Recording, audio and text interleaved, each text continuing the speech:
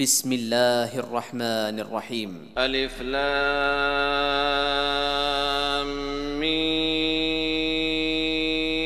ذلك الكتاب لا ريب فيه هدى للمتقين الذين يؤمنون بالغيب ويقيمون الصلاة ومما رزقناهم ينفقون والذين يؤمنون بما أنزل إليك وما أنزل من قبلك وبالآخرة هم يوقنون أولئك على هدى من ربهم وأولئك هم المفلحون. إن الذين كفروا سواء عليهم أأنذرتهم أم لم تنذرهم لا يؤمنون ختم الله على قلوبهم وعلى سمعهم وعلى أبصارهم غشاوة ولهم عذاب عظيم. ومن الناس من يقول آمنا بالله وباليوم الآخر وما هم بمؤمنين يخادعون الله والذين آمنوا وما يخدعون إلا أنفسهم وما يشعرون. في قلوبهم مرض فزادهم الله مرضا ولهم عذاب أليم بما كانوا يكذبون. وإذا قيل لهم لا تفسدوا في الأرض قالوا إنما نحن مصلحون ألا إنهم هم المفسدون ولكن لا يشعرون. وإذا قيل لهم آمنوا كما آمن الناس قالوا أنؤمن كما آمن السفهاء ألا إنهم هم السفهاء ولكن لا يعلمون. وإذا لقوا الذين آمنوا قالوا آمنا وإذا خلوا إلى شياطينهم قالوا إنا معكم إنما نحن مستهزئون الله يستهزئ بهم ويمدهم في طغيانهم يعمهون. أولئك الذين اشتروا الضلالة بالهدى فما ربحت تجارتهم وما كانوا مهتدين. مثلهم كمثل الذي استوقد نارا فلما أضاءت ما حوله ذهب الله بنورهم وتركهم في ظلمات لا يبصرون صم بكم عمي فهم لا يرجعون. أو كصيب من السماء فيه ظلمات ورعد وبرق يجعلون أصابعهم في آذانهم من الصواعق حذر الموت والله محيط بالكافرين. يكاد البرق يخطف أبصارهم كلما أضاء لهم مشوا فيه وإذا أظلم عليهم قاموا ولو شاء الله لذهب بسمعهم وأبصارهم إن الله على كل شيء قدير. يا أيها الناس اعبدوا ربكم الذي خلقكم والذين من قبلكم لعلكم تتقون الذي جعل لكم الأرض فراشا والسماء بناء وأنزل من السماء ماء فأخرج به من الثمرات رزقا لكم فلا تجعلوا لله أندادا وأنتم تعلمون. وإن كنتم في ريب مما نزلنا على عبدنا فأتوا بسورة من مثله وادعوا شهداءكم من دون الله إن كنتم صادقين فإن لم تفعلوا ولن تفعلوا فاتقوا النار التي وقودها الناس والحجارة أعدت للكافرين. وبشر الذين آمنوا وعملوا الصالحات أن لهم جنات تجري من تحتها الأنهار كلما رزقوا منها من ثمرة رزقا قالوا هذا الذي رزقنا من قبل وأتوا به متشابها ولهم فيها أزواج مطهرة وهم فيها خالدون. إن الله لا يستحيي أن يضرب مثلا ما بعوضة فما فوقها فأما الذين آمنوا فيعلمون أنه الحق من ربهم وأما الذين كفروا فيقولون ماذا أراد الله بهذا مثلا يضل به كثيرا ويهدي به كثيرا وما يضل به إلا الفاسقين الذين ينقضون عهد الله من بعد ميثاقه ويقطعون ما أمر الله به أن يوصل ويفسدون في الأرض أولئك هم الخاسرون. كيف تكفرون بالله وكنتم أمواتا فأحياكم ثم يميتكم ثم يحييكم ثم إليه ترجعون. هو الذي خلق لكم ما في الأرض جميعا ثم استوى إلى السماء فسواهن 7 سماوات وهو بكل شيء عليم. وإذ قال ربك للملائكة إني جاعل في الأرض خليفة قالوا أتجعل فيها من يفسد فيها ويسفك الدماء ونحن نسبح بحمدك ونقدس لك قال إني أعلم ما لا تعلمون. وعلم آدم الأسماء كلها ثم عرضهم على الملائكة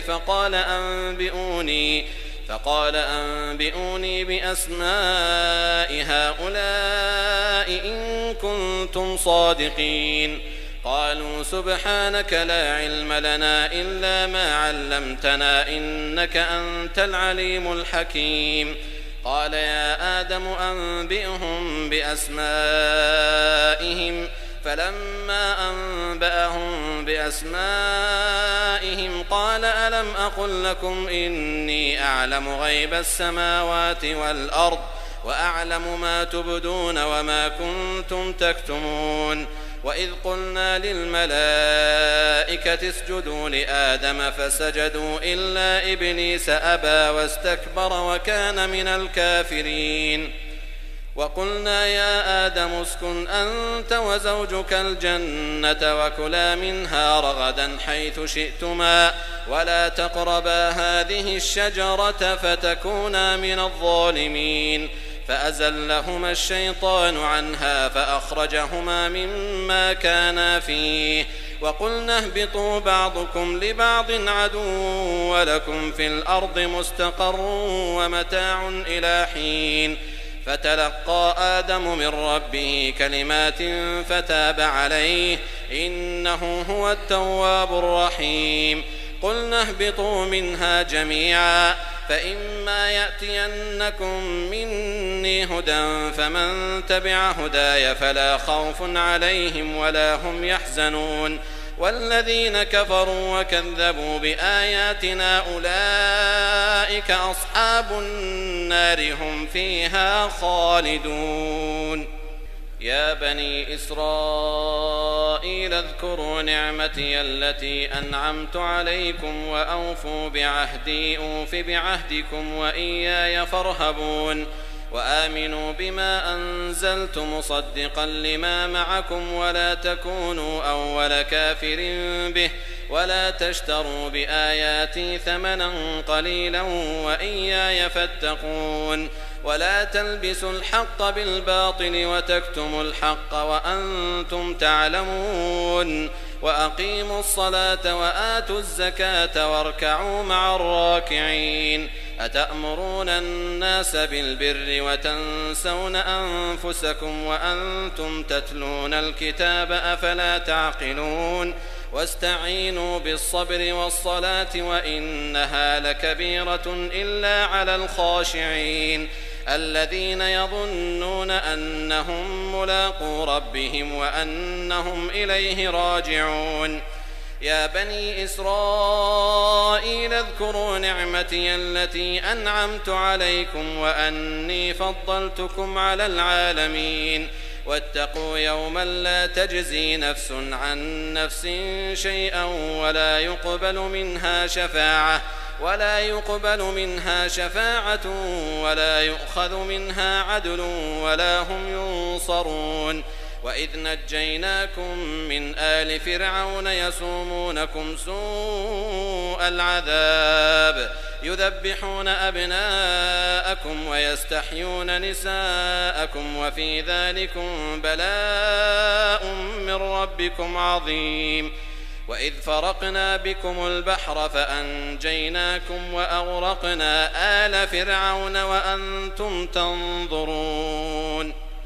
وإذ واعدنا موسى 40 ليلة ثم اتخذتم العجل من بعده وأنتم ظالمون ثم عفونا عنكم من بعد ذلك لعلكم تشكرون وإذ آتينا موسى الكتاب والفرقان لعلكم تهتدون وإذ قال موسى لقومه يا قوم إنكم ظلمتم أنفسكم باتخاذكم العجل فتوبوا إلى بارئكم فاقتلوا أنفسكم ذلكم خير لكم عند بارئكم فتاب عليكم إنه هو التواب الرحيم وإذ قلتم يا موسى لن نؤمن لك حتى نرى الله جهرة فأخذتكم الصاعقة وأنتم تنظرون ثم بعثناكم من بعد موتكم لعلكم تشكرون وظللنا عليكم الغمام وأنزلنا عليكم المن والسلوى كلوا من طيبات ما رزقناكم وما ظلمونا ولكن كانوا أنفسهم يظلمون وإذ قلنا ادخلوا هذه القرية فكلوا منها حيث شئتم رغدا وادخلوا الباب سجدا وقولوا حطة نغفر لكم خطاياكم وسنزيد المحسنين فبدل الذين ظلموا قولا غير الذي قيل لهم فأنزلنا على الذين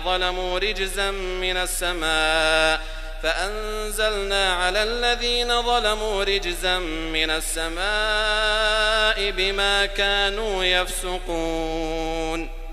وإذ استسقى موسى لقومه فقلنا اضرب بعصاك الحجر فانفجرت منه 12 عينا قد علم كل أناس مشربهم كلوا واشربوا من رزق الله ولا تعثوا في الأرض مفسدين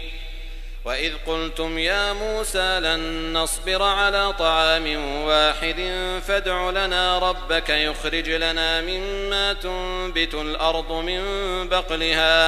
من بقلها وقثائها وفومها وعدسها وبصلها قال أتستبدلون الذي هو أدنى بالذي هو خير اهبطوا مصرا فإن لكم ما سألتم وضربت عليهم الذلة والمسكنة وباءوا بغضب من الله ذلك بأنهم كانوا يكفرون بآيات الله ويقتلون النبيين بغير الحق ذلك بما عصوا وكانوا يعتدون إن الذين آمنوا والذين هادوا والنصارى والصابئين من آمن بالله واليوم الآخر وعمل صالحا فلهم أجرهم عند ربهم ولا خوف عليهم ولا هم يحزنون وإذ أخذنا ميثاقكم ورفعنا فوقكم الطور خذوا ما آتيناكم بقوة واذكروا ما فيه لعلكم تتقون ثم توليتم من بعد ذلك فلولا فضل الله عليكم ورحمته لكنتم من الخاسرين ولقد علمتم الذين اعتدوا منكم في السبت فقلنا لهم كونوا قردة خاسئين فجعلناها نكالا لما بين يديها وما خلفها وموعظة للمتقين. وإذ قال موسى لقومه إن الله يأمركم أن تذبحوا بقرة قالوا أتتخذنا هزوا قال أعوذ بالله أن أكون من الجاهلين. قالوا ادع لنا ربك يبين لنا ما هي قال إنه يقول إنها بقرة لا فارض ولا بكر عوان بين ذلك فافعلوا ما تؤمرون. قالوا ادع لنا ربك يبين لنا ما لونها قال إنه يقول إنها بقرة صفراء فاقع لونها تسر الناظرين. قالوا ادع لنا ربك يبين لنا ما هي إن البقرة شابه علينا وإنا إن شاء الله لمهتدون. قال إنه يقول إنها بقرة لا ذلول تثير الأرض ولا تسقي الحرث مسلمة لا شية فيها. قالوا الآن جئت بالحق فذبحوها وما كادوا يفعلون. وإذ قتلتم نفسا فادارأتم فيها والله مخرج ما كنتم تكتمون. فقلنا اضربوه ببعضها كذلك يحيي الله الموتى ويريكم آياته لعلكم تعقلون. ثم قست قلوبكم من بعد ذلك فهي كالحجارة أو أشد قسوة وإن من الحجارة لما يتفجر منه الأنهار وإن منها لما يشقق فيخرج منه الماء وإن منها لما يهبط من خشية الله وما الله بغافل عما تعملون. أفتطمعون أن يؤمنوا لكم وقد كان فريق منهم يسمعون كلام الله ثم يحرفونه من بعد ما عقلوه وهم يعلمون. وإذا لقوا الذين آمنوا قالوا آمنا وإذا خلا بعضهم إلى بعض قالوا أتحدثونهم بما فتح الله عليكم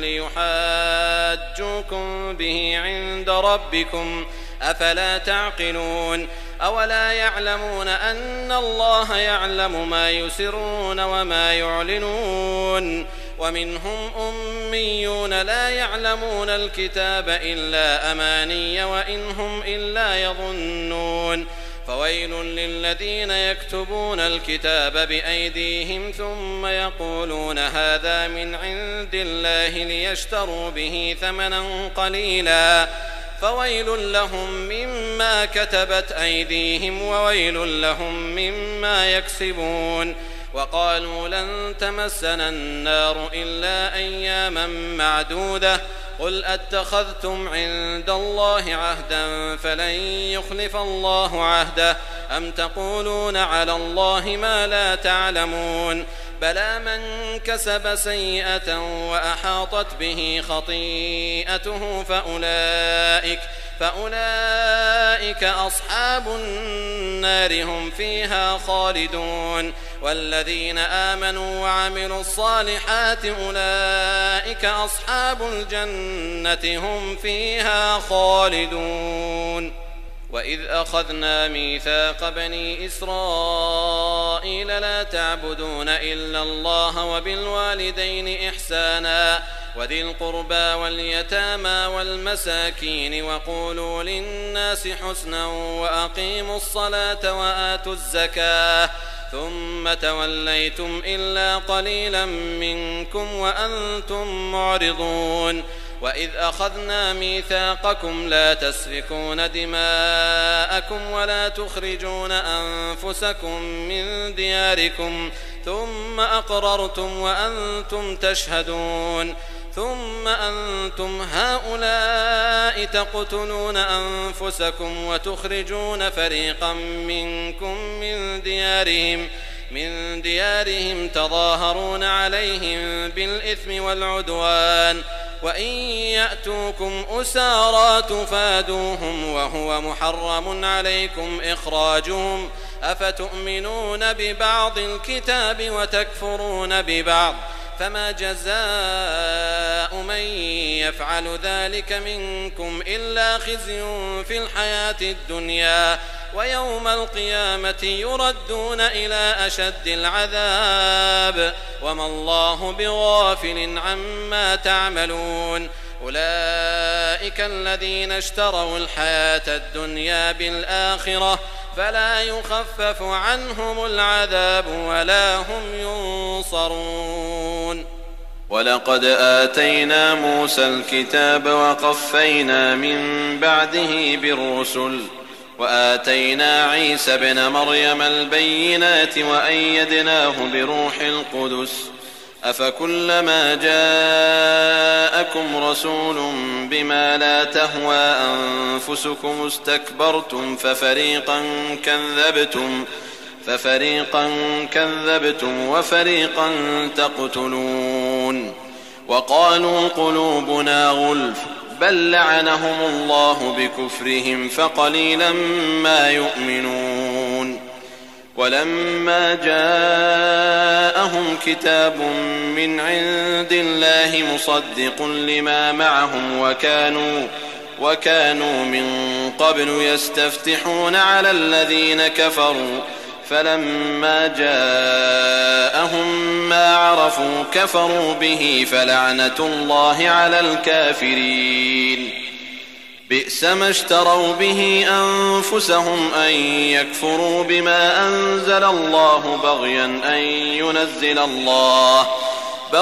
أن ينزل الله من فضله على من يشاء من عباده فباءوا بغضب على غضب وللكافرين عذاب مهين. وإذا قيل لهم آمنوا بما أنزل الله قالوا نؤمن بما أنزل علينا ويكفرون بما وراءه وهو الحق مصدقا لما معهم قل فلم تقتلون أنبياء الله من قبل إن كنتم مؤمنين. ولقد جاءكم موسى بالبينات ثم اتخذتم العجل من بعده وأنتم ظالمون. وإذ أخذنا ميثاقكم ورفعنا فوقكم الطور خذوا ما آتيناكم بقوة واسمعوا قالوا سمعنا وعصينا وأشربوا في قلوبهم العجل بكفرهم قل بئس ما يأمركم به إيمانكم إن كنتم مؤمنين. قل إن كانت لكم الدار الآخرة عند الله خالصة من دون الناس فتمنوا الموت إن كنتم صادقين ولن يتمنوه أبدا بما قدمت أيديهم والله عليم بالظالمين. ولتجدنهم أحرص الناس على حياة ومن الذين أشركوا يود أحدهم لو يعمر 1000 سنة وما هو بمزحزحه من العذاب أن يعمر والله بصير بما يعملون. قل من كان عدوا لجبريل فإنه نزله على قلبك بإذن الله مصدقا لما بين يديه وهدى وبشرى للمؤمنين. من كان عدوا لله وملائكته ورسله وجبريل وميكال فإن الله عدو للكافرين. ولقد أنزلنا إليك آيات بينات وما يكفر بها إلا الفاسقون. أوكلما عاهدوا عهدا نبذه فريق منهم بل أكثرهم لا يؤمنون. ولما جاءهم رسول من عند الله مصدق لما معهم نبذ فريق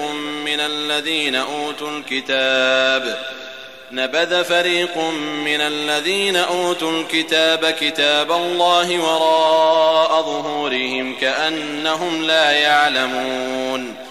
واتبعوا ما تتلو الشياطين على ملك سليمان وما كفر سليمان ولكن الشياطين كفروا يعلمون الناس السحر وما أنزل على الملكين ببابل هاروت وماروت وما يعلمان من أحد حتى يقولا إنما نحن فتنة فلا تكفر فيتعلمون منهما ما يفرقون به بين المرء وزوجه وما هم بضارين به من أحد إلا بإذن الله ويتعلمون ما يضرهم ولا ينفعهم ولقد علموا لمن اشتراه ما له في الآخرة من خلاق ولبئس ما شروا به أنفسهم لو كانوا يعلمون ولو أنهم آمنوا واتقوا لمثوبة من عند الله خير لو كانوا يعلمون يا أيها الذين آمنوا لا تقولوا راعنا وقولوا انظرنا واسمعوا وللكافرين عذاب أليم ما يود الذين كفروا من أهل الكتاب ولا المشركين أن ينزل عليكم من خير من ربكم والله يختص برحمته من يشاء والله ذو الفضل العظيم ما ننسخ من آية أو ننسها نأت بخير منها أو مثلها ألم تعلم أن الله على كل شيء قدير ألم تعلم أن الله له ملك السماوات والأرض وما لكم من دون الله من ولي ولا نصير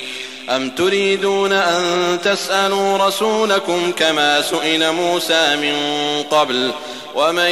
يتبدل الكفر بالإيمان فقد ضل سواء السبيل ود كثير من أهل الكتاب لو يردونكم من بعد إيمانكم كفارا حسدا من عند أنفسهم من بعد ما تبين لهم الحق فاعفوا واصفحوا حتى يأتي الله بأمره إن الله على كل شيء قدير وأقيموا الصلاة وآتوا الزكاة وما تقدموا لأنفسكم من خير تجدوه عند الله إن الله بما تعملون بصير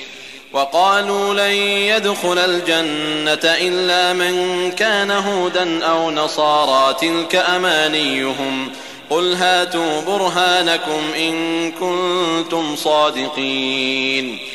بلى من أسلم وجهه لله وهو محسن فله أجره عند ربه ولا خوف عليهم ولا هم يحزنون وقالت اليهود ليست النصارى على شيء وقالت النصارى ليست اليهود على شيء وهم يتلون الكتاب كذلك قال الذين لا يعلمون مثل قولهم فالله يحكم بينهم يوم القيامة فيما كانوا فيه يختلفون ومن أظلم ممن منع مساجد الله أن يذكر فيها اسمه وسعى في خرابها أولئك ما كان لهم أن يدخلوها إلا خائفين لهم في الدنيا خزي ولهم في الآخرة عذاب عظيم ولله المشرق والمغرب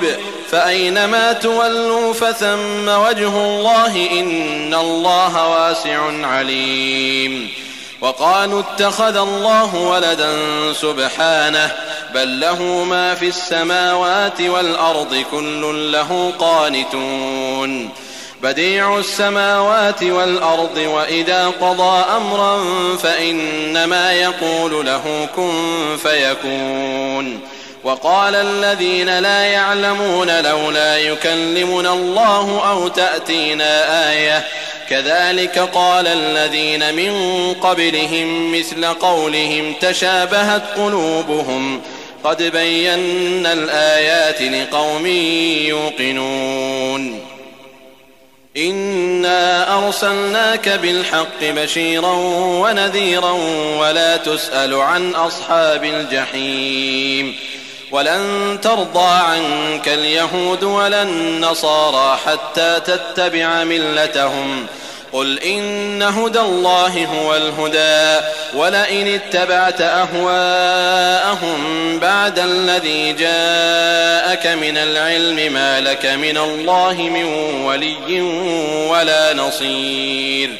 الذين آتيناهم الكتاب يتلونه حق تلاوته أولئك يؤمنون به ومن يكفر به فأولئك هم الخاسرون يا بني إسرائيل اذكروا نعمتي التي أنعمت عليكم وأني فضلتكم على العالمين واتقوا يوما لا تجزي نفس عن نفس شيئا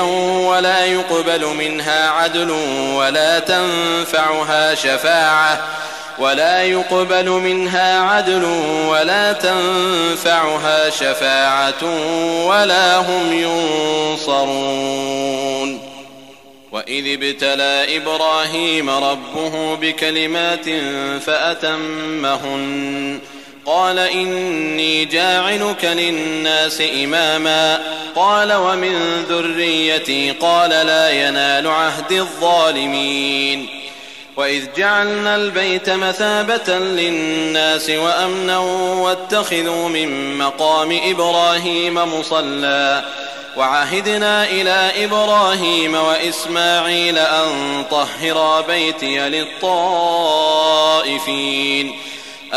طهرا بيتي للطائفين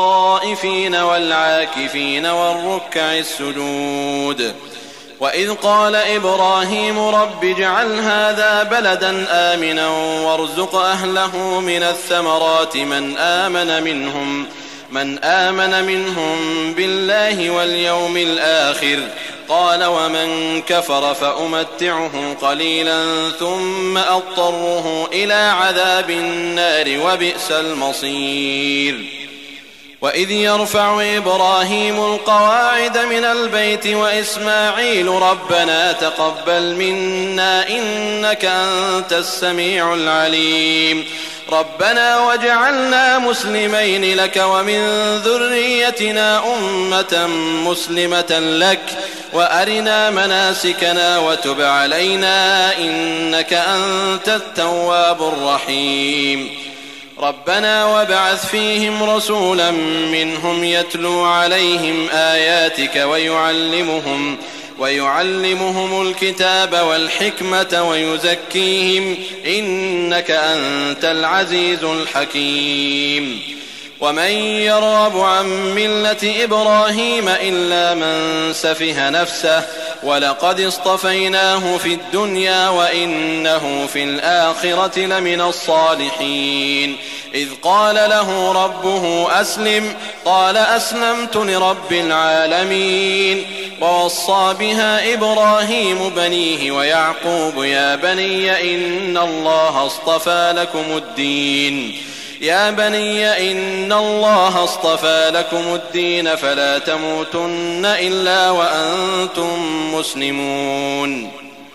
أم كنتم شهداء إذ حضر يعقوب الموت إذ قال لبنيه ما تعبدون من بعدي قالوا نعبد إلهك وإله آبائك إبراهيم وإسماعيل وإسحاق إلها واحدا ونحن له مسلمون تلك أمة قد خلت لها ما كسبت ولكم ما كسبتم ولا تسألون عما كانوا يعملون. وقالوا كونوا هودا أو نصارى تهتدوا قل بل ملة إبراهيم حنيفا وما كان من المشركين.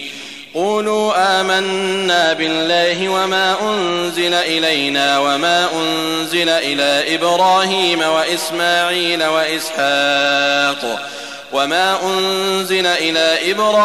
وإسماعيل وإسحاق ويعقوب والأسباط وما أوتي موسى وعيسى وما أوتي النبيون من ربهم لا نفرق بين أحد منهم ونحن له مسلمون. فإن آمنوا بمثل ما آمنتم به فقد اهتدوا وإن تولوا فإنما هم في شقاق فسيكفيكهم الله وهو السميع العليم. صبغة الله ومن أحسن من الله صبغة ونحن له عابدون. قل أتحاجوننا في الله وهو ربنا وربكم ولنا أعمالنا ولكم أعمالكم ونحن له مخلصون. أم تقولون إن إبراهيم وإسماعيل وإسحاق ويعقوب والأسباط كانوا هودا أو نصارى قل أأنتم أعلم أم الله ومن أظلم ممن كتم شهادة عنده من الله وما الله بغافل عما تعملون. تلك أمة قد خلت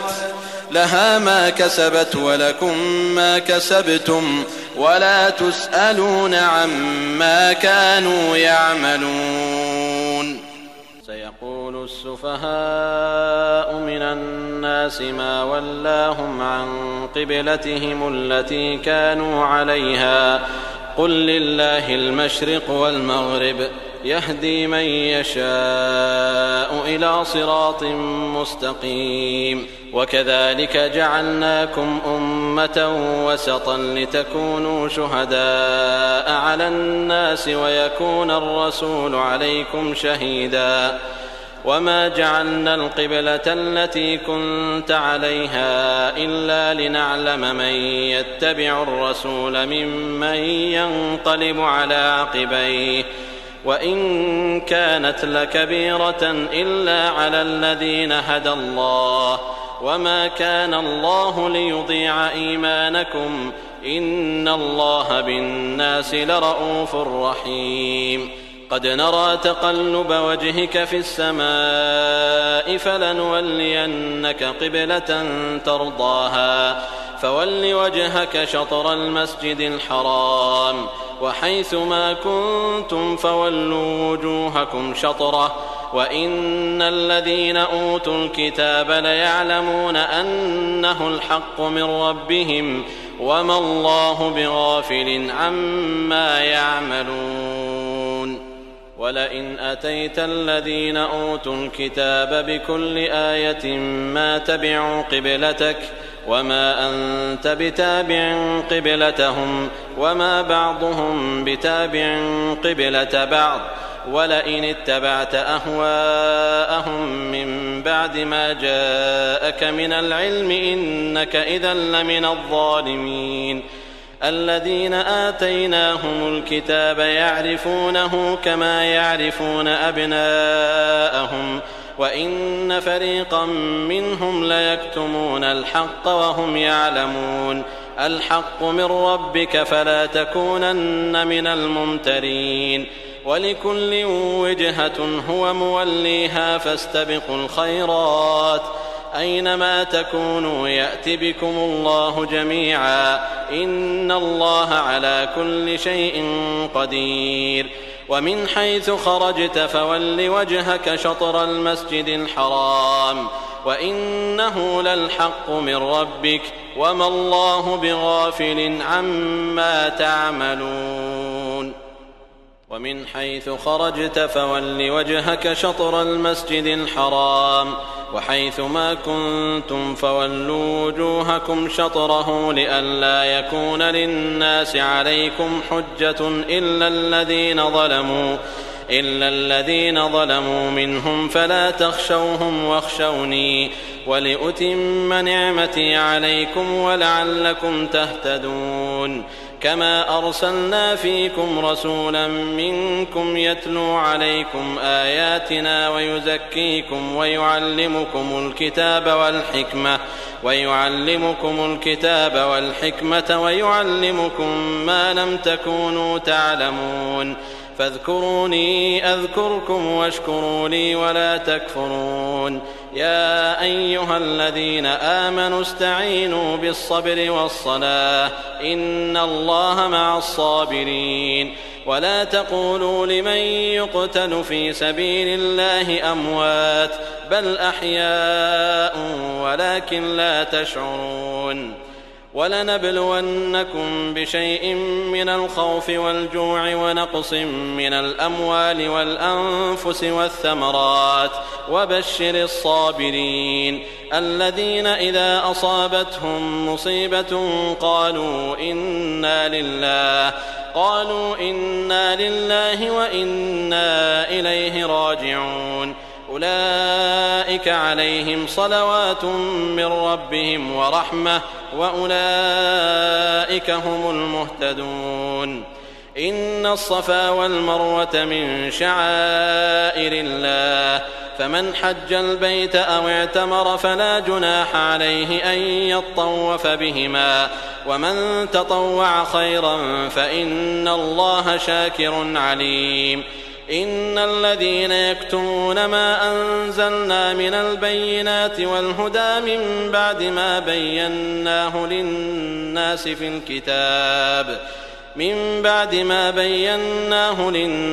الكتاب أولئك يلعنهم الله ويلعنهم اللاعنون إلا الذين تابوا وأصلحوا وبينوا فأولئك أتوب عليهم وأنا التواب الرحيم إن الذين كفروا وماتوا وهم كفار أولئك عليهم لعنة الله والملائكة والناس أجمعين خالدين فيها لا يخفف عنهم العذاب ولا هم ينظرون وإلهكم إله واحد لا إله إلا هو الرحمن الرحيم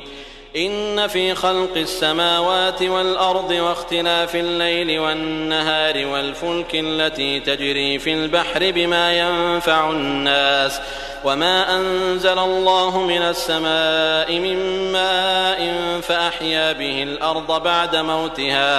فأحيا به الأرض بعد موتها وبث فيها من كل دابة وتصريف الرياح والسحاب المسخر بين السماء والأرض لآيات لقوم يعقلون ومن الناس من يتخذ من دون الله أندادا يحبونهم كحب الله والذين آمنوا أشد حبا لله ولو يرى الذين ظلموا إذ يرون العذاب أن القوة لله جميعا وأن الله شديد العذاب إذ تبرأ الذين اتبعوا من الذين اتبعوا ورأوا العذاب وتقطعت بهم الأسباب وقال الذين اتبعوا لو أن لنا كرة فنتبرأ منهم كما تبرأوا منا كذلك يريهم الله أعمالهم حسرات عليهم وما هم بخارجين من النار يا أيها الناس كلوا مما في الأرض حلالا طيبا ولا تتبعوا خطوات الشيطان إنه لكم عدو مبين إنما يأمركم بالسوء والفحشاء وأن تقولوا على الله ما لا تعلمون وإذا قيل لهم اتبعوا ما أنزل الله قالوا بل نتبع ما ألفينا عليه آباءنا أولو كان آباؤهم لا يعقلون شيئا ولا يهتدون ومثل الذين كفروا كمثل الذي ينعق بما لا يسمع إلا دعاء ونداء صم بكم عمي فهم لا يعقلون يا أيها الذين آمنوا كلوا من طيبات ما رزقناكم واشكروا لله إن كنتم إياه تعبدون إنما حرم عليكم الميتة والدم ولحم الخنزير وما أهل به لغير الله فمن اضطر غير باغ ولا عاد فلا إثم عليه إن الله غفور رحيم إن الذين يكتمون ما أنزل الله من الكتاب ويشترون به ثمنا قليلا أولئك ما يأكلون في بطونهم إلا النار ولا يكلمهم الله يوم القيامة ولا يزكيهم ولهم عذاب أليم أولئك الذين اشتروا الضلالة بالهدى والعذاب بالمغفرة فما أصبرهم على النار ذلك بأن الله نزل الكتاب بالحق وإن الذين اختلفوا في الكتاب لفي شقاق بعيد ليس البر أن تولوا وجوهكم قبل المشرق والمغرب ولكن البر من آمن بالله واليوم الآخر والملائكة والكتاب والنبيين وآتى المال على حبه ذوي القربى واليتامى والمساكين وابن السبيل والسائلين وفي الرقاب وأقام الصلاة وآتى الزكاة والموفون بعهدهم إذا عاهدوا والصابرين في البأساء والضراء وحين البأس أولئك الذين صدقوا وأولئك هم المتقون يا أيها الذين آمنوا كتب عليكم القصاص في القتلى الحر بالحر والعبد بالعبد والأنثى بالأنثى فمن عفي له من أخيه شيء فاتباع بالمعروف وأداء إليه بإحسان ذلك تخفيف من ربكم ورحمة فمن اعتدى بعد ذلك فله عذاب أليم ولكم في القصاص حياة يا أولي الألباب لعلكم تتقون كتب عليكم إذا حضر أحدكم الموت إن ترك خيرا الوصية للوالدين والأقربين بالمعروف حقا على المتقين فمن بدله بعدما سمعه فإنما إثمه على الذين يبدلونه إن الله سميع عليم فمن خاف من موص جنفا أو إثما فأصلح بينهم فلا إثم عليه إن الله غفور رحيم يا أيها الذين آمنوا كتب عليكم الصيام كما كتب على الذين من قبلكم لعلكم تتقون أياما معدودات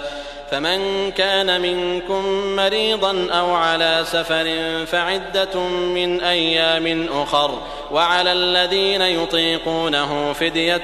طعام مسكين فمن تطوع خيرا فهو خير له وأن تصوموا خير لكم إن كنتم تعلمون شهر رمضان الذي أنزل فيه القرآن هدى للناس وبينات من الهدى والفرقان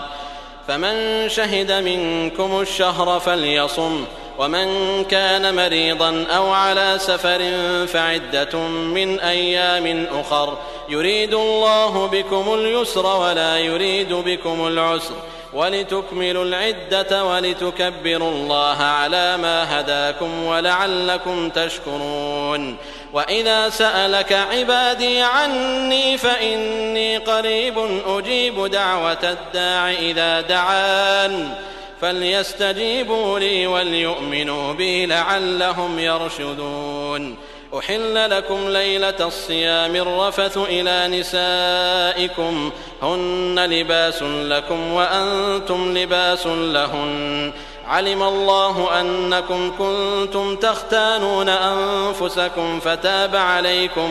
فتاب عليكم وعفى عنكم، فالآن باشروهن وابتغوا ما كتب الله لكم، وكلوا واشربوا حتى يتبين لكم الخيط الأبيض من الخيط الأسود من الفجر، ثم أتموا الصيام إلى الليل، ولا تباشروهن وأنتم عاكفون في المساجد، تلك حدود الله فلا تقربوها، كذلك يبين الله آياته للناس لعلهم يتقون.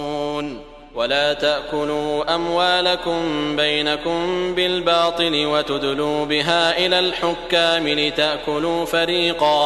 لتأكلوا فريقا من أموال الناس بالإثم وأنتم تعلمون. يسألونك عن الأهلة قل هي مواقيت للناس والحج، وليس البر بأن تأتوا البيوت من ظهورها، ولكن البر من اتقى، وأتوا البيوت من أبوابها، واتقوا الله لعلكم تفلحون. وقاتلوا في سبيل الله الذين يقاتلونكم ولا تعتدوا، إن الله لا يحب المعتدين. واقتلوهم حيث ثقفتموهم وأخرجوهم من حيث أخرجوكم، والفتنة أشد من القتل. ولا تقاتلوهم عند المسجد الحرام حتى يقاتلوكم فيه، فإن قاتلوكم فاقتلوهم، كذلك جزاء الكافرين. فإن انتهوا فإن الله غفور رحيم. وقاتلوهم حتى لا تكون فتنة ويكون الدين لله، فإن انتهوا فلا عدوان إلا على الظالمين. الشهر الحرام بالشهر الحرام والحرمات قصاص، فمن اعتدى عليكم فاعتدوا عليه بمثل ما اعتدى عليكم، واتقوا الله واعلموا أن الله مع المتقين.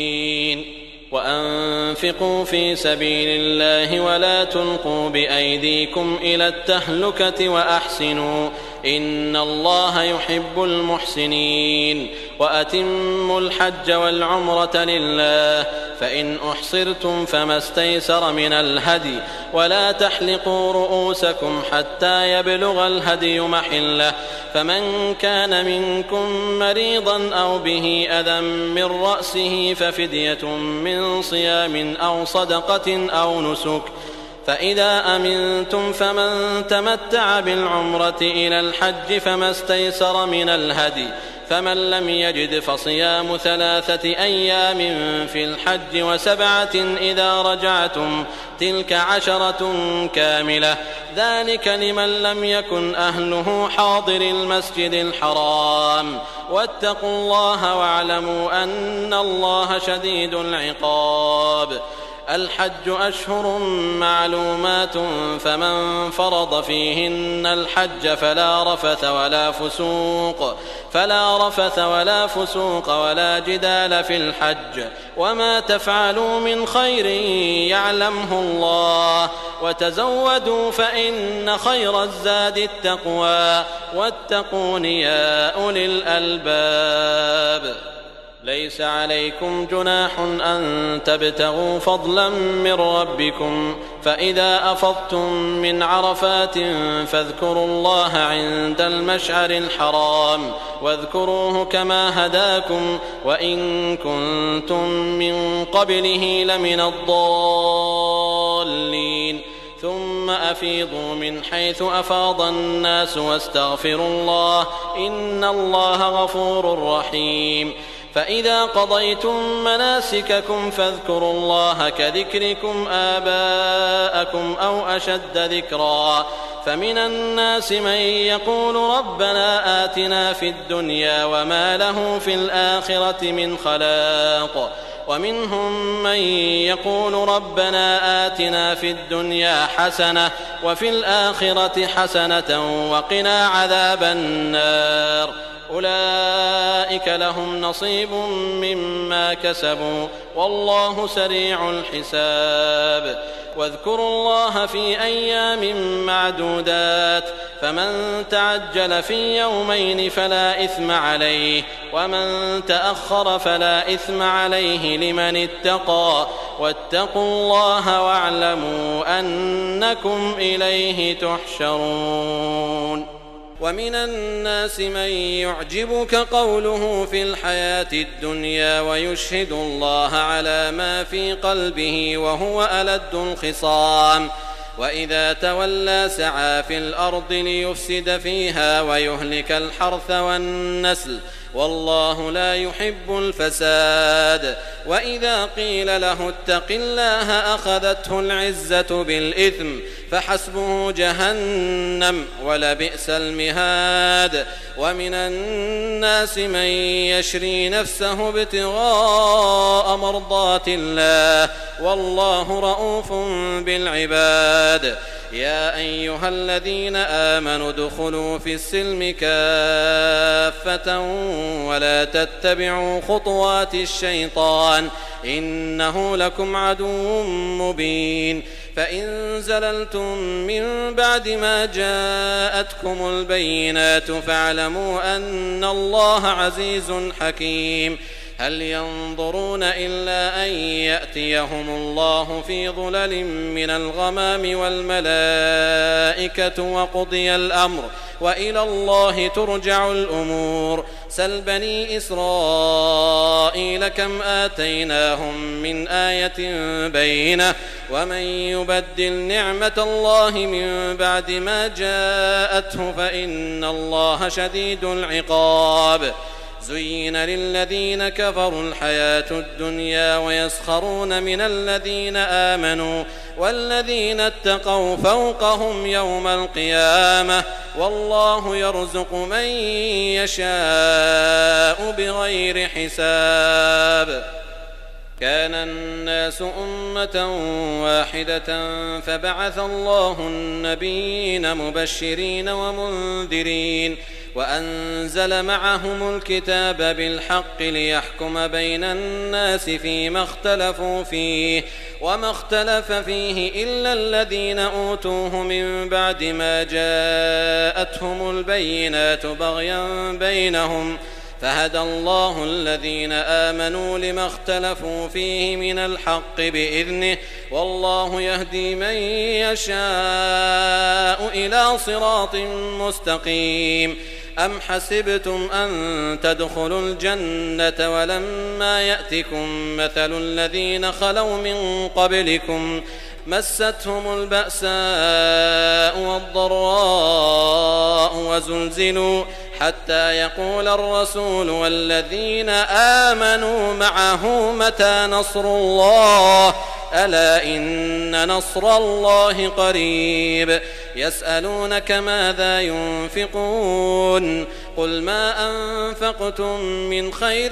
فللوالدين والأقربين واليتامى والمساكين وابن السبيل وما تفعلوا من خير فإن الله به عليم. كتب عليكم القتال وهو كره لكم وعسى أن تكرهوا شيئا وهو خير لكم وعسى أن تحبوا شيئا وهو شر لكم والله يعلم وأنتم لا تعلمون. يسألونك عن الشهر الحرام قتال فيه قل قتال فيه كبير وصد عن سبيل الله وكفر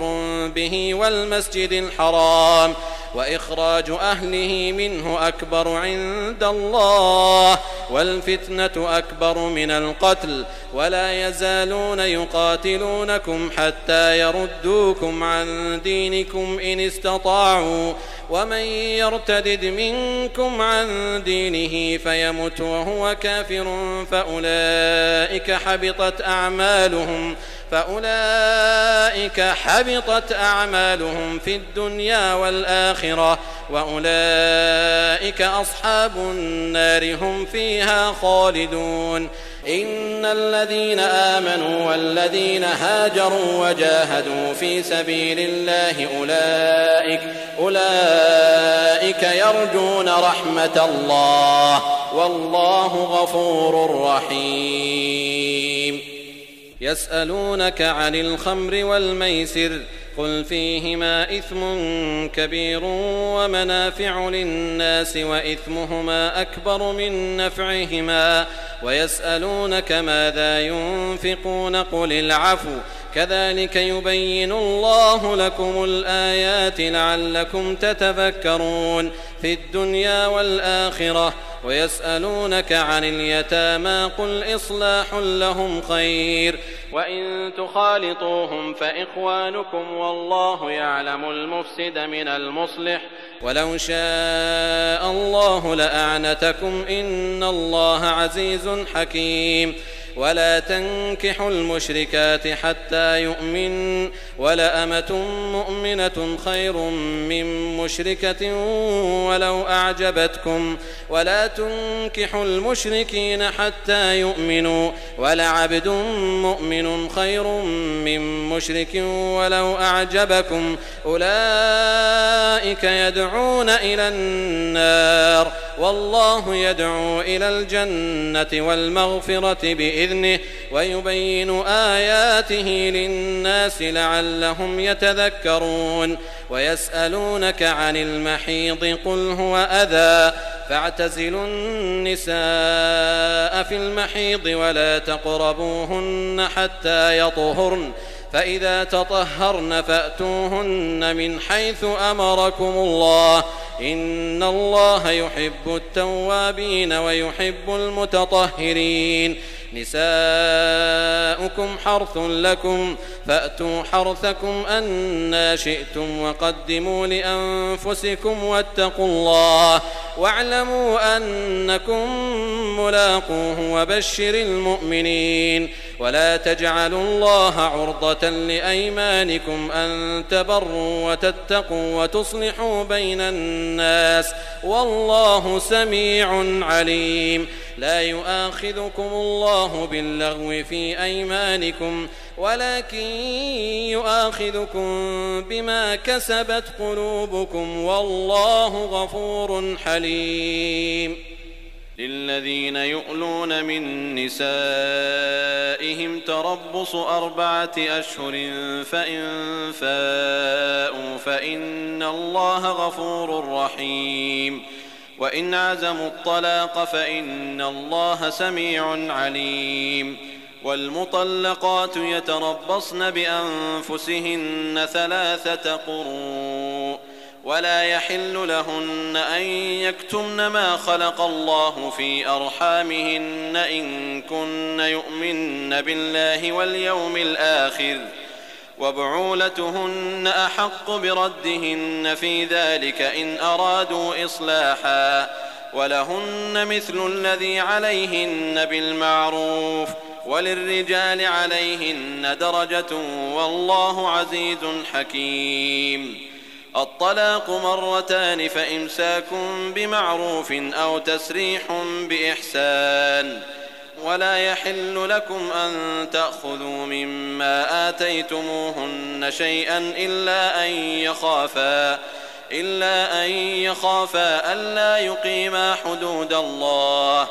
فإن خفتم ألا يقيما حدود الله فلا جناح عليهما فيما افتدت به تلك حدود الله فلا تعتدوها ومن يتعد حدود الله فأولئك هم الظالمون. فإن طلقها فلا تحل له من بعد حتى تنكح زوجا غيره فإن طلقها فلا جناح عليهما أن يتراجعا إن ظنا أن يقيما حدود الله وتلك حدود الله يبينها لقوم يعلمون. وإذا طلقتم النساء فبلغن أجلهن فأمسكوهن بمعروف أو سرحوهن بمعروف ولا تمسكوهن ضرارا لتعتدوا ومن يفعل ذلك فقد ظلم نفسه. ولا تتخذوا آيات الله هزوا واذكروا نعمة الله عليكم وما أنزل عليكم من الكتاب والحكمة يعظكم به واتقوا الله واعلموا أن الله بكل شيء عليم. وإذا طلقتم النساء فبلغن أجلهن فلا تعضلوهن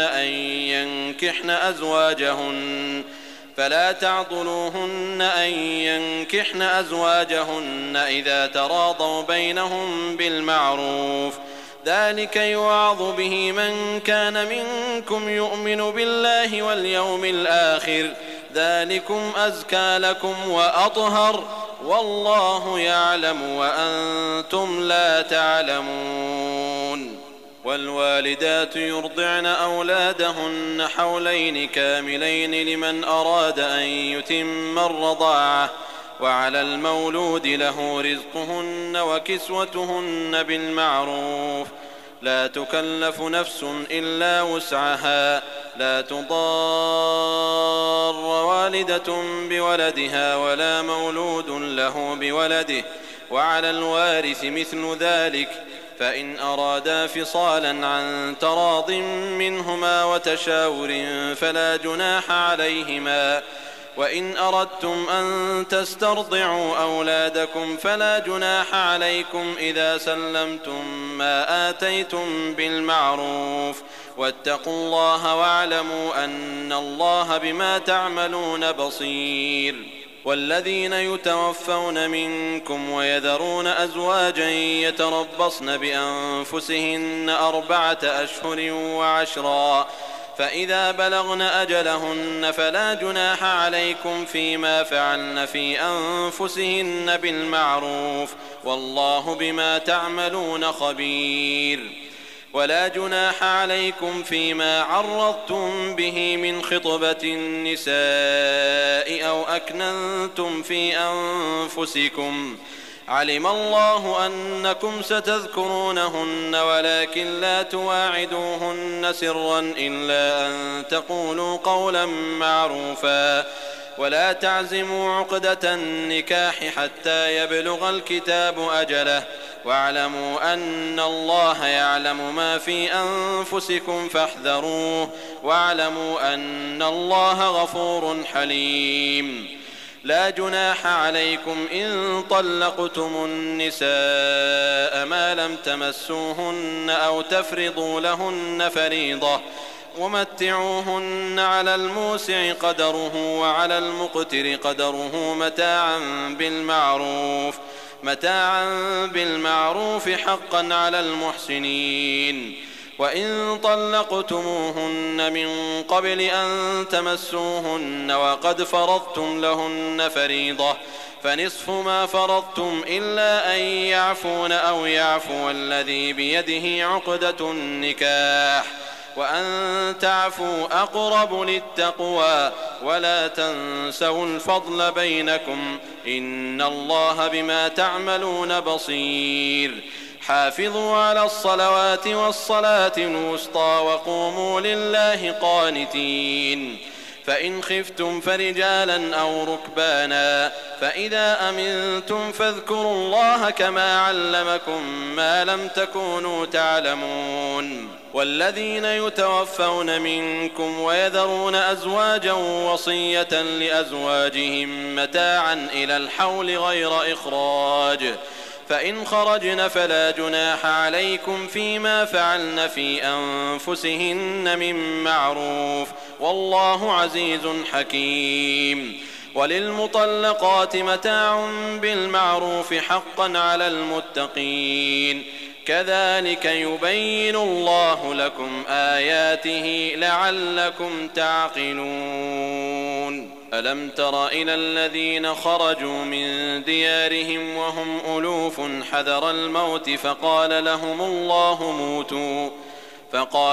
الله موتوا ثم أحياهم، إن الله لذو فضل على الناس ولكن أكثر الناس لا يشكرون.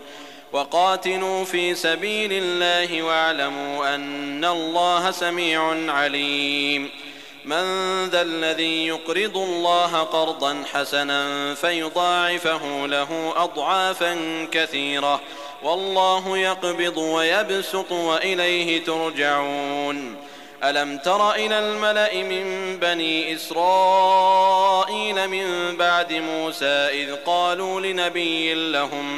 إذ قالوا لنبي لهم ابعث لنا ملكا نقاتل في سبيل الله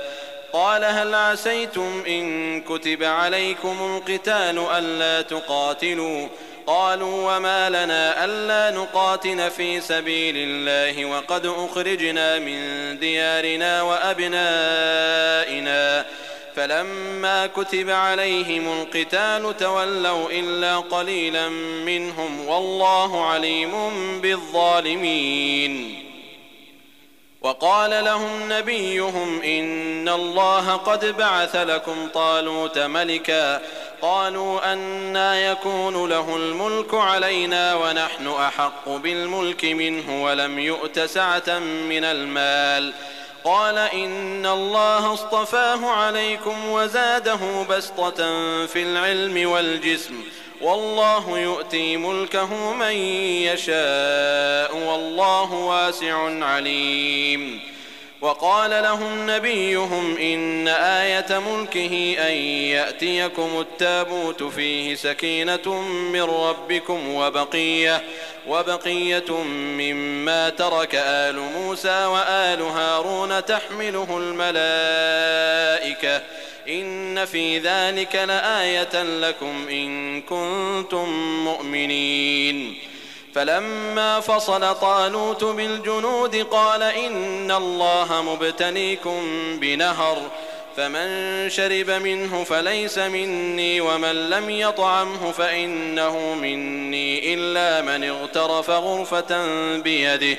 فشربوا منه إلا قليلا منهم فلما جاوزه هو والذين آمنوا معه قالوا لا طاقة لنا اليوم بجالوت وجنوده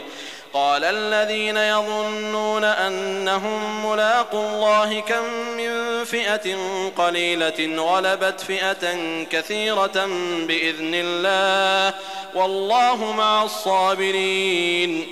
ولما برزوا لجالوت وجنوده قالوا ربنا أفرغ علينا صبرا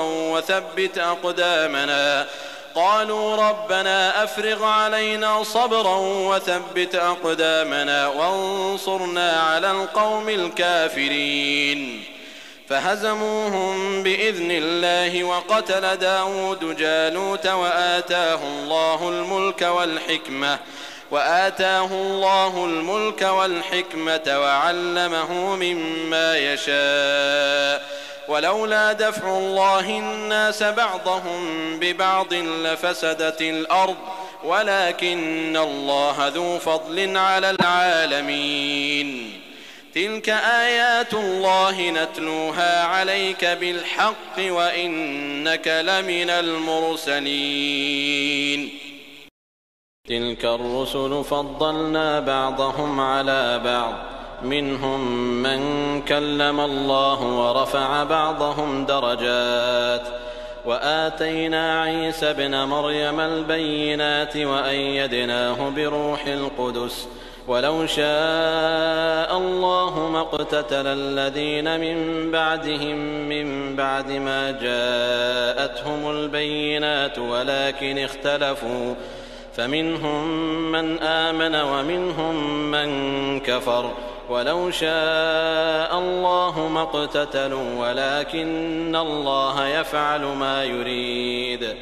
يا أيها الذين آمنوا أنفقوا مما رزقناكم من قبل أن يأتي يوم لا بيع فيه ولا خلة ولا شفاعة والكافرون هم الظالمون. الله لا إله إلا هو الحي القيوم لا تأخذه سنة ولا نوم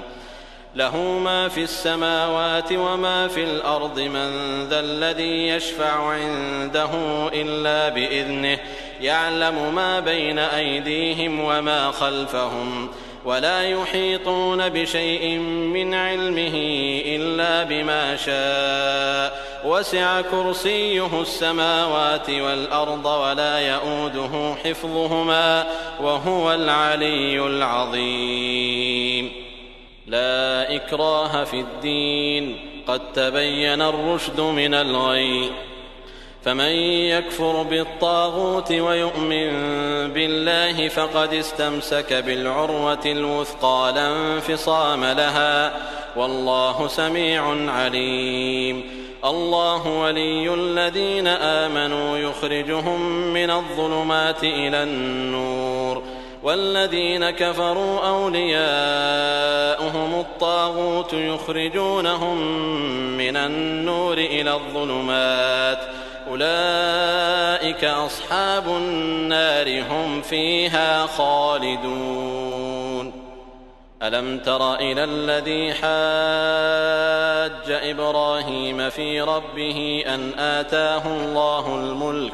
إذ قال إبراهيم ربي الذي يحيي ويميت قال أنا أحيي وأميت قال إبراهيم فإن الله يأتي بالشمس من المشرق فأت بها من المغرب فبهت الذي كفر والله لا يهدي القوم الظالمين. أو كالذي مر على قرية وهي خاوية على عروشها قال أنى يحيي هذه الله بعد موتها فأماته الله 100 عام ثم بعثه قال كم لبثت قال لبثت يوما أو بعض يوم قال بل لبثت 100 عام فانظر إلى طعامك وشرابك لم يتسنه وانظر إلى حمارك ولنجعلك آية للناس وانظر إلى العظام كيف ننشزها ثم نكسوها لحما فلما تبين له قال أعلم أن الله على كل شيء قدير. وإذ قال إبراهيم رب أرني كيف تحيي الموتى قال أولم تؤمن قال بلى ولكن ليطمئن قلبي قال فخذ 4 من الطير فصرهن إليك ثم اجعل على كل جبل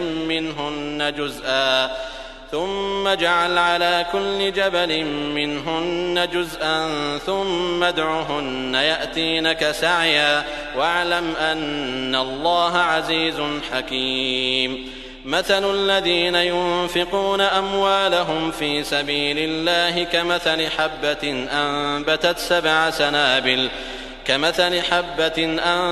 7 سنابل في كل سنبلة 100 حبة والله يضاعف لمن يشاء والله واسع عليم. الذين ينفقون أموالهم في سبيل الله ثم لا يتبعون ما أنفقوا منا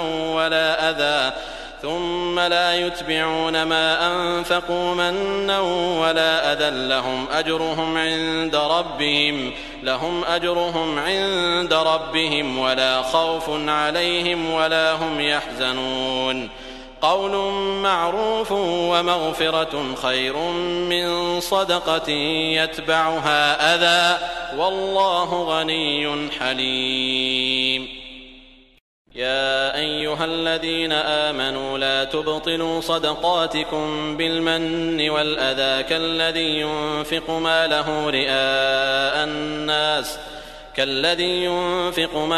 رئاء الناس ولا يؤمن بالله واليوم الآخر فمثله كمثل صفوان عليه تراب فأصابه وابل فتركه صلدا لا يقدرون على شيء مما كسبوا والله لا يهدي القوم الكافرين. ومثل الذين ينفقون أموالهم ابتغاء مرضات الله وتثبيتا من أنفسهم كمثل جنة بربوة أصابها وابل فآتت أكلها ضعفين فإن لم يصبها وابل فطل والله بما تعملون بصير. أيود أحدكم أن تكون له جنة من نخيل وأعناب تجري من تحتها الأنهار له فيها من كل الثمرات وأصابه الكبر وله ذرية ضعفاء فأصابها إعصار فيه نار فاحترقت كذلك يبين الله لكم الآيات لعلكم تتفكرون يا أيها الذين آمنوا أنفقوا من طيبات ما كسبتم ومما أخرجنا لكم من الأرض ولا تيمموا الخبيث منه تنفقون ولستم بآخذيه إلا أن تغمضوا فيه واعلموا أن الله غني حميد الشيطان يعدكم الفقر ويأمركم بالفحشاء والله يعدكم مغفرة منه وفضلا والله واسع عليم يؤتي الحكمة من يشاء ومن يؤت الحكمة فقد أوتي خيرا كثيرا وما يذكر إلا أولو الألباب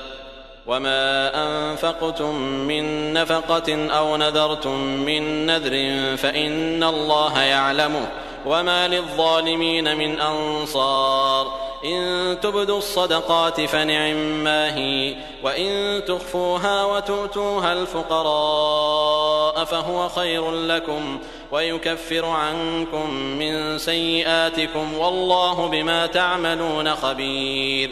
ليس عليك هداهم ولكن الله يهدي من يشاء وما تنفقوا من خير فلأنفسكم وما تنفقون إلا ابتغاء وجه الله وما تنفقوا من خير يوفى إليكم وأنتم لا تظلمون للفقراء الذين أحصروا في سبيل الله لا يستطيعون ضربا في الأرض يحسبهم الجاهل أغنياء من التعفف تعرفهم بسيماهم لا يسألون الناس إلحافا وما تنفقوا من خير فإن الله به عليم الذين ينفقون أموالهم بالليل والنهار سرا وعلانية فلهم أجرهم عند ربهم ولا خوف عليهم ولا هم يحزنون الذين يأكلون الربا لا يقومون إلا كما يقوم الذي يتخبطه الشيطان من المس ذلك بأنهم قالوا إنما البيع مثل الربا وأحل الله البيع وحرم الربا فمن جاءه موعظة من ربه فانتهى فله ما سلف وأمره إلى الله ومن عاد فأولئك أصحاب النار هم فيها خالدون يمحق الله الربا ويربي الصدقات والله لا يحب كل كفار أثيم إن الذين آمنوا وعملوا الصالحات وأقاموا الصلاة وآتوا الزكاة لهم أجرهم عند ربهم ولا خوف عليهم ولا هم يحزنون يا أيها الذين آمنوا اتقوا الله وذروا ما بقي من الربا إن كنتم مؤمنين فإن لم تفعلوا فأذنوا بحرب من الله ورسوله وإن تبتم فلكم رؤوس أموالكم لا تظلمون ولا تظلمون وإن كان ذو عسرة فنظرة إلى ميسرة وأن تصدقوا خير لكم إن كنتم تعلمون واتقوا يوما ترجعون فيه إلى الله ثم توفى كل نفس ما كسبت وهم لا يظلمون يا أيها الذين آمنوا إذا تداينتم بدين إلى أجل مسمى فاكتبوه وليكتب بينكم كاتب بالعدل ولا يأب كاتب أن يكتب كما علمه الله فليكتب وليملل الذي عليه الحق وليتق الله ربه ولا يبخس منه شيئا فإن كان الذي عليه الحق سفيها أو ضعيفا أو لا يستطيع أن يمل هو فليملل وليه بالعدل واستشهدوا شهيدين من رجالكم فإن لم يكونا رجلين فرجل وامرأتان ممن ترضون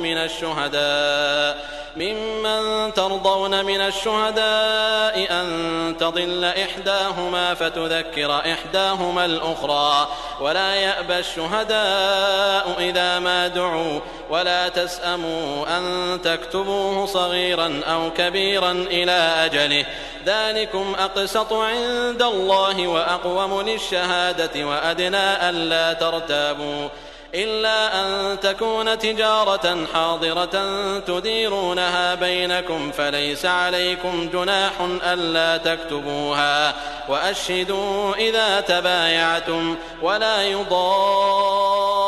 كاتب ولا شهيد وإن تفعلوا فإنه فسوق بكم واتقوا الله ويعلمكم الله والله بكل شيء عليم. وإن كنتم على سفر ولم تجدوا كاتبا فرهان مقبوضة فإن أمن بعضكم بعضا فليؤدي الذي اؤتمن أمانته وليتق الله ربه ولا تكتموا الشهادة ومن يكتمها فإنه آثم قلبه والله بما تعملون عليم. لله ما في السماوات وما في الأرض وإن تبدوا ما في أنفسكم أو تخفوه يحاسبكم به الله فيغفر لمن يشاء ويعذب من يشاء والله على كل شيء قدير. آمن الرسول بما أنزل إليه من ربه والمؤمنون كل آمن بالله وملائكته وكتبه ورسله لا نفرق بين أحد من رسله وقالوا سمعنا وأطعنا غفرانك ربنا وإليك المصير. لا يكلف الله نفسا إلا وسعها لها ما كسبت وعليها ما اكتسبت ربنا لا تؤاخذنا إن نسينا أو أخطأنا ربنا ولا تحمل علينا إصرا كما حملته على الذين من قبلنا ربنا ولا تحملنا ما لا طاقة لنا به واعف عنا واغفر لنا وارحمنا أنت مولانا فانصرنا على القوم الكافرين.